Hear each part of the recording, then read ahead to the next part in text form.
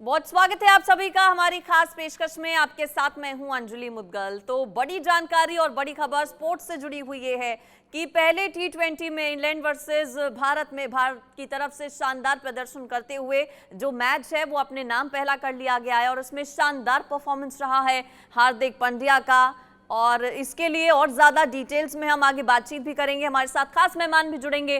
पूरा मैच कैसा रहा, चूंकि बेहद इंटरेस्टिंग और दिलचस्प रहा। स्पोर्ट्स एडिटर राजीव हमारे साथ जुड़े हैं, उनका हम रुख कर लेते हैं। भारतीय टीम ने एक बड़ा स्कोर पहले साउथहैम्पटन में रखा और उसके बाद गेंदबाजों ने अपना काम किया। खासतौर से भुवनेश्वर कुमार ने जिस तरह की स्टार्ट दी और उसके बाद हार्दिक पांड्या ने गेंदबाजी में जिस तरह का कमाल किया, 4 ओवर में 38 रन देके 4 विकेट लेना, इस बात की तरफ संकेत देता है कि एक ऐसा ऑलराउंडर, एक ऐसा मैच विनर हमारे पास है जो अब पूरी तरह से फिट है और हिट होने के लिए बेकरार है। आयरलैंड के खिलाफ हार्दिक पांड्या ने कप्तानी की थी, उनकी कप्तानी की बहुत ज्यादा चर्चा है, लेकिन अब क्योंकि Rohit Sharma regular captain team के साथ जुड़ गए हैं तो जाहिर सी बात है अब रेगुलर कैप्टन के साथ कंधे से कंधा मिलाकर हार्दिक पांड्या चल रहे हैं। अब हम चर्चा की शुरुआत कर लेते हैं। हमारे साथ सबा करीम, राजकुमार शर्मा जी और रितेंद्र सोढी हमारे साथ जुड़ेंगे। इन सभी से हम बातचीत करेंगे। कैसे आप देखते हैं रितेंद्र, चर्चा की शुरुआत अगर आपसे करें, धुआंधार बल्लेबाजी, स्ट्राइक रेट को मेंटेन रखा इंडियन टीम ने और इंग्लैंड को कहीं भी वापस आने का मौका नहीं दिया और इसी वजह से साउथहैम्पटन में एक बड़ी जीत मिली हिंदुस्तान को। जी हाँ, बिल्कुल राजीव, बहुत बड़ी जीत है, बहुत कन्विंसिंग जीत है, क्योंकि अगर आप इतने मार्जिन से प्रतिद्वंदी को हराते हैं टी20 में, वो बड़ी बात है। और हमें ये भी नहीं भूलना चाहिए, मैं मानता हूं डिफरेंट फॉर्मेट है, लेकिन जो हमें टेस्ट में हार अभी कुछ दिन पहले मिली थी वो बहुत डिमोरलाइजिंग थी, लेकिन वहां से वापसी करना, ठीक है प्लेयर्स भी थोड़े डिफरेंट हैं, बट ये न्यूक्लियस टीम का सेम है। रोहित शर्मा की वापसी, हार्दिक पांड्या की ताबड़तोड़ फॉर्म, जिस तरह भुवनेश्वर कुमार ने कल बॉलिंग की है, जिस तरह अर्शदीप का डेब्यू हुआ है, ये टीम इकट्ठे होके उठी है। और यहाँ पे हमें ये भी नहीं भूलना चाहिए राजीव, टी20 वर्ल्ड कप जिसकी हम तैयारी कर रहे हैं वो ज्यादा दूर नहीं है, तो एक एक मैच हमें तैयारी हमारी सक्षम कर रहा है और टी20 वर्ल्ड कप के हमें पास लेके जा रहा है। तो जी हाँ, बहुत बढ़िया जीत, वेल डन टीम इंडिया। चलिए, सबा करीम भी हमारे साथ इस समय इस चर्चा में शामिल हो रहे हैं। सबा भाई, स्ट्राइक रेट का हमेशा आप जिक्र करते हैं। अब मैं टॉप ऑर्डर के बल्लेबाजों का स्ट्राइक रेट देख रहा था और वाकई बहुत तसल्ली हो रही थी कि चलिए हार जीत तो चलती है बट जो प्रोसेस है उस प्रोसेस में इंडियन टीम काम कर रही है। दक्षिण अफ्रीका के खिलाफ भारतीय टीम ने उस स्ट्राइक रेट को मेंटेन रखा और इंग्लैंड के खिलाफ, इंग्लैंड जैसी बड़ी टीम के खिलाफ भी भारतीय बल्लेबाजों ने अपने स्ट्राइक रेट को मेंटेन रखा। वो चाहे हम दीपक हुड्डा की बात कर लें, रोहित शर्मा की बात करें, सूर्य कुमार यादव की बात करें या हार्दिक पांड्या की, ज्यादातर बल्लेबाजों का स्ट्राइक रेट 150 से ऊपर। हाँ राजीव, और टी20 के मुकाबले में इसका ध्यान रखना बहुत जरूरी है। और जिस तरह का स्ट्राइक रेट, जिस तरह की बल्लेबाजी कल हमें देखने को मिली, विशेष करके टॉप ऑर्डर से या फिर मध्य ओवर्स में, ये दर्शाता है कि जो भी खिलाड़ी अंदर मैदान में जा रहा है वो टीम के हित में खेल रहा है। यहाँ पर आप कभी भी सेल्फिश क्रिकेट खेल नहीं सकते हैं, आपको सेल्फलेस क्रिकेट खेलनी होगी अपनी टीम के लिए। चाहे आप 10 रन ही बनाए या फिर 40 रन बनाए या 50 रन बनाए, आपको ध्यान ये रखना है कम से कम 140-150 का स्ट्राइक रेट रहे।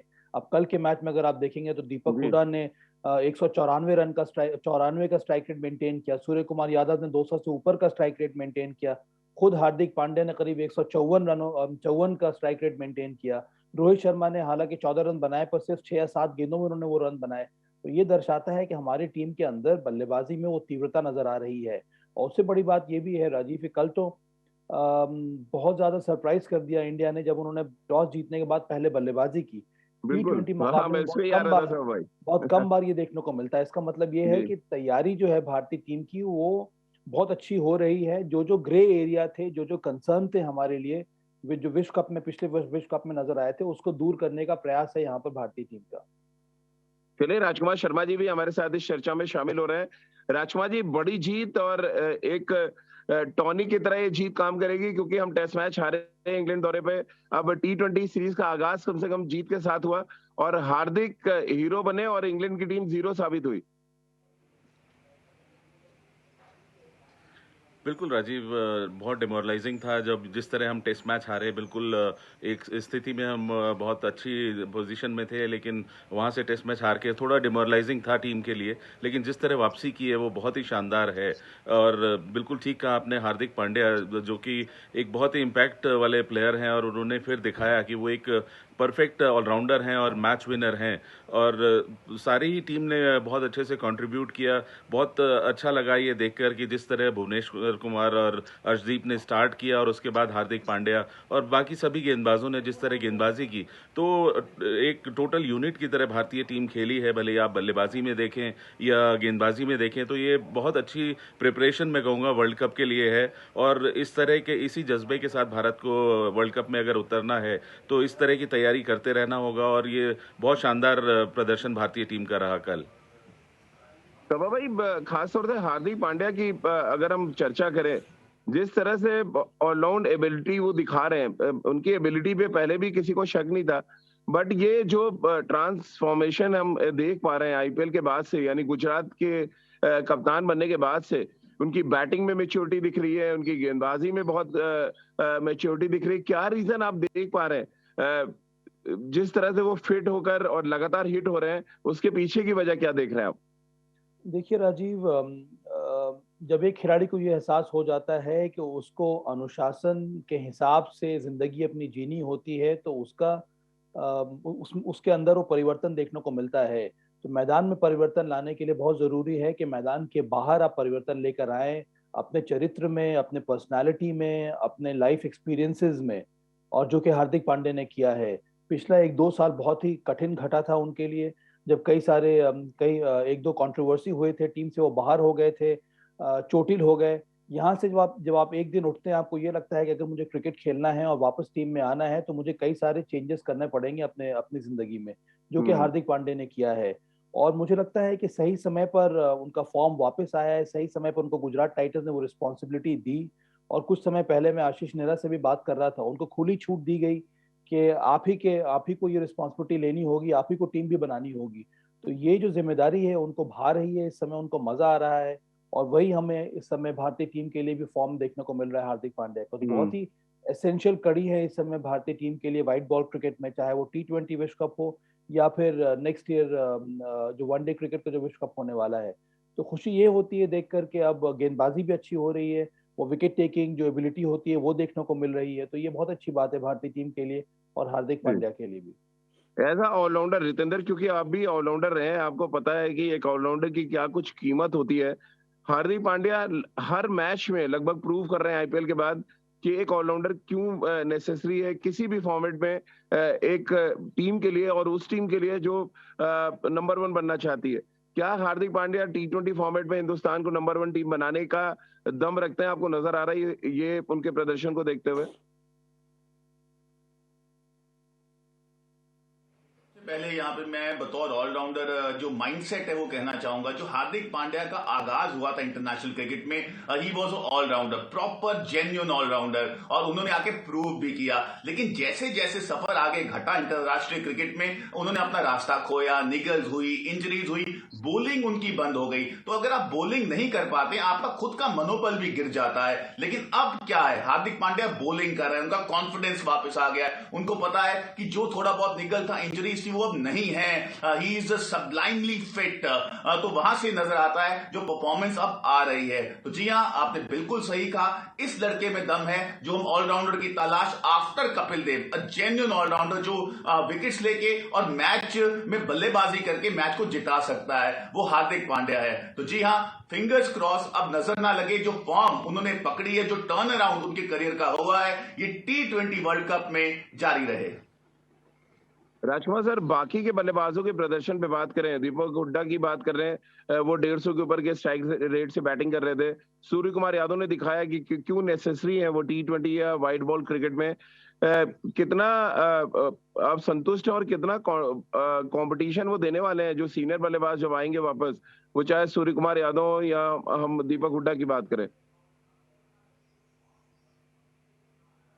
डेफिनेटली जिस तरह की बल्लेबाजी ये इन्होंने की है, आप दीपक हुड्डा की बात करें या सूर्य कुमार यादव, तो एक तरह से मुझे लगता है राजीव सैटेनिटी हैं। जिस तरह की उनकी परफॉर्मेंस रही है भारत के लिए खेलते हुए, तो वर्ल्ड कप में मुझे लगता है कि उनकी सीट तो पक्की है। लेकिन जिस तरह का दावा पेश कर रहे हैं दीपक हुड्डा, वो बहुत सराहनीय है, क्योंकि बहुत फियरलेस बल्लेबाजी कर रहे हैं वो। और इस तरह की बल्लेबाजी ही चाहिए होती है T20 क्रिकेट में, कि आप फियरलेस बल्लेबाजी करें, स्ट्राइक रेट अपना मेंटेन करें 150 के अबव अगर टॉप ऑर्डर में। और जब आपके कप्तान रोहित शर्मा और ईशान किशन टॉप ऑर्डर में हैं, और वहां पर उसके बाद ये फॉलो करेंगे ये प्लेयर्स, तो बहुत अच्छा चांस होगा भारत का वर्ल्ड कप में। और बिल्कुल आपने ठीक कहा कि ये एक बड़ी चुनौती होगी सेलेक्टर्स के लिए कि क्या वो सीनियर प्लेयर्स को शामिल करें या इन प्लेयर्स के साथ जाएं जो कि बेहतरीन फॉर्म में हैं और शानदार प्रदर्शन कर रहे हैं। बिल्कुल सभा भाई, हमेशा कहा जाता है कि आपके अप्रोच की बहुत ज्यादा आपके अप्रोच मैदान पे किस अप्रोच के साथ आप जा रहे हैं, उसको लेकर सेलेक्टर्स बहुत ज्यादा ध्यान रखते हैं। अब आप क्योंकि सेलेक्टर रहे हैं, दो अलग अलग डिपार्टमेंट में अलग अलग तरीके का अप्रोच नजर आया। एक तरफ सूर्य कुमार यादव है, दीपक हुड्डा है जो अपने स्ट्राइक रेट पे बहुत ज्यादा काम करते नजर आए। दूसरी तरफ अर्शदीप सिंह जैसे गेंदबाज है जिन्होंने अपने डेब्यू मैच में इतनी जबरदस्त गेंदबाजी कर दी है कि आपको फोर्स कर रहे हैं कि आप उन पर भी ध्यान दें। ये जो अप्रोच अलग अलग तरीके का देख रहे हैं आप, उसके बारे में क्या कहेंगे? ये अच्छी बात है राजीव, की हमारी जो बेंच स्ट्रेंथ है कम से कम T20 क्रिकेट में या फिर वाइट बॉल क्रिकेट में काफी अच्छी नजर आ रही है। आपने कहा कि हमारे रेगुलर प्लेयर्स जब वापस आएंगे तो ये जो नए प्लेयर्स उनका क्या होगा। रेगुलर प्लेयर्स में बचा कौन है? केएल राहुल चोट से वापस आएंगे, क्या उनकी जगह पक्की होगी ये कहना इस समय बहुत कठिन है। उसके साथ साथ बिल्कुल। नंबर 3 पर विराट कोहली आएंगे, तो मुझे लगता है ये जो दो मुकाबला होने वाला है इंग्लैंड में T20 का, वो तय करेगा कि विराट कोहली आगे उनका फॉर्म किस तरह का है। मैं उम्मीद ये कर रहा हूँ कि फॉर्म अच्छा हो जाए, ताकि टीम के हित में वो हमेशा बल्लेबाजी करते हैं और टीम को भी फायदा होगा। पर दीपक हुड्डा आपके लिए एक रेडी रिप्लेसमेंट मौजूद है इस समय। तो ये इन खिलाड़ियों ने ये दर्शाया है कि व्हाइट बॉल क्रिकेट में कई ऐसे प्लेयर्स हैं जो तैयार हैं इस समय अंतर्राष्ट्रीय क्रिकेट में परफॉर्म करने के लिए। और वो हमेशा जब मैदान में उतरते हैं तो एक बल्लेबाज के रूप में उनको ध्यान है कि किस तरह की उनको बैटिंग करनी है, और निर्भय होकर वो बल्लेबाजी कर रहे हैं। गेंदबाजी में देखिए आवेश खान भी हैं, उनको उनको इस मैच में मौका नहीं मिला, उनकी जगह पर अर्शदीप को मौका मिला, उन्होंने अच्छी गेंदबाजी की। उमरान मलिक आपके पास मौजूद हैं। तो आपके पास कई सारे विकल्प हैं यहाँ पर। अगर वेरिएशन आपको टीम में चाहिए बॉलिंग यूनिट में, तो आपके पास अर्शदीप है जो कि एक लेफ्ट आर्म सीम बॉलर है। तो पूरे पूरे की पूरे बॉलिंग यूनिट में एक लेफ्ट आर्म सीम बॉलर भी अगर आ जाता है तो उससे टीम को फायदा ही होता है राजीव। जी, चलिए अर्शदीप सिंह की चर्चा क्यों कर रहे हैं आप, कर रहे हैं सभा भाई, पंजाब से वो आते हैं। रितेंद्र, कैसे देखते हैं आप उनके स्पेल को? पहले मैच में जिस तरह की वेरिएशंस उन्होंने दिखाई, बहुत अच्छी यॉर्कर्स डाली, और लेफ्ट आर्म सीमर की जो एक कमी लग रही थी इंडियन टीम को, कमी को आप लग रहा है पूरा करते हुए नजर आए और एक अच्छा ऑप्शन हो सकता है अगर सिलेक्टर्स उन पे ध्यान दे तो। बिल्कुल सही राजीव। देखिए, आपका पहला अंतर्राष्ट्रीय मैच है, थोड़ी बहुत नर्व्स होते हैं जब आप अंतर्राष्ट्रीय क्रिकेट खेलते हैं। आप आईपीएल में बहुत अच्छा करके आए हैं, लेकिन जब आप भारत का कैप अपने सर पे रखते हैं, भारत की जर्सी डालते हैं, कहीं ना कहीं लगता है शायद आपको प्रेशर आपको टेक ओवर करेगा। लेकिन ये लड़का मेंटली बहुत स्ट्रांग है। आप डोमेस्टिक क्रिकेट देखें, आईपीएल में देखें, इसका रिकॉर्ड आईपीएल का उठा के देखें, इसको कभी मार पड़ी ही नहीं है। He is a seasoned pro, इसको पता है कहां पे बॉलिंग करनी है। अगर ऑपोजिशन में जबरदस्त बल्लेबाज हैं, ही नेवर गेट मेलोड डाउन। ये अपनी गेंदबाजी पे ध्यान देता है, कहीं ये नहीं देखता है कि ऑपोजिशन में बहुत तकड़े बल्लेबाज हैं, अच्छी यॉर्कर्स हैं, अच्छा बॉल को तैराता है, अच्छी स्लोअर वंस हैं। तो ये पूरा पैकेज है। तो जी हाँ, जैसे अभी साबा भाई ने कहा, एक अगर लेफ्ट आर्म सीमर ऐड हो जाता है इस लाइनअप में, जो फास्ट बॉलर्स का क्रम नजर आ रहा है T20 वर्ल्ड कप के लिए एक्सपेक्टेड, तो Arshdeep can be a really a good bet, क्योंकि इस लड़के में जो मेंटल टफनेस है वो कमाल की है, और ये एक अहम कड़ी साबित हो सकता है T20 वर्ल्ड कप में। तो चलिए रितेंद्र, जिस तरह से आपने बताया अर्शदीप सिंह के बारे में, सूर्य कुमार यादव पे बातचीत हो गई, दीपक हुड्डा ने जिस अप्रोच के साथ बैटिंग की, और ओवरऑल जिस तरह से हार्दिक पांड्या ने महफिल लूटने का काम किया, उससे एक बात तो तय है कि भारतीय टीम की T20 की तैयारी वर्ल्ड कप के लिए कम से कम बेहतर शुरुआत के साथ यहाँ पर शुरू हो रही है साउथहैम्पटन में। वापस स्टूडियो आपको लिए चलते हैं अंजलि के पास। अंजलि, क्योंकि बहुत अच्छी तरीके से हिंदुस्तान ने साउथहैम्पटन में आगाज किया है T20 फॉर्मेट में। हम टेस्ट मैच हारे जरूर हैं, बट T20 में आगाज से इस बात के संकेत तो साफ मिल गए हैं कि हम इंग्लैंड का बैंड बजाने में कोई कसर नहीं छोड़ने वाले।